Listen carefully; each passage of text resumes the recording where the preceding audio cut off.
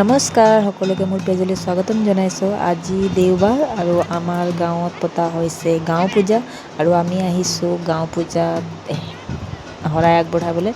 আৰু এয়া আপোনালোকে দেখি পাইছে আমাৰ গাঁওখনৰ এয়া গ্ৰাম থান হয় আৰু সকলোৱে ইয়াত পূজা কৰিবলৈ আহে আজিৰ দিনটোত আৰু মাৰ আশীষ লয়।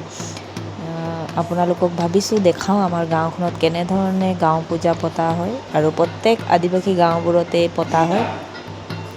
চবৰে নিজৰ নিজৰ নিয়ম নীতিৰে গাঁও পূজা কৰা হয় আৰু আমাৰ গাঁওখনত আজি এয়া পাতিবলৈ লৈছে আৰু বহুত ভাল লাগে। গোটেই দিনটোৰ মই ব্লগ আপোনালোকক দেখাম আৰু আপোনালোকে চাই ভাল পাব বুলি আশা ৰাখিলোঁ।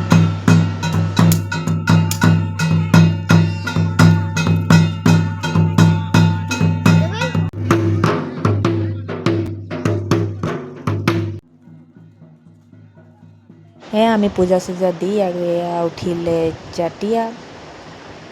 এই তিনিজন যে বহি আছে এইবোৰ চাতিয়া বুলি কয়। আপোনালোকৰ ভাষাত কি কয় আপোনালোকে কমেণ্ট কৰি জনাব।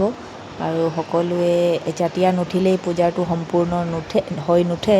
সেইটো কাৰণে চাতিয়া উঠিবই লাগিব আৰু চাতিয়া উঠা মানুহ কেইগৰাকীয়ে কয় কেনেধৰণে কি কৰিব লাগে কি নাই।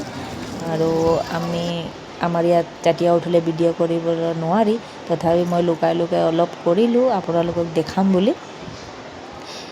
আপোনালোকে চাওক আৰু পূজাৰ মাৰ আশীষ লওক।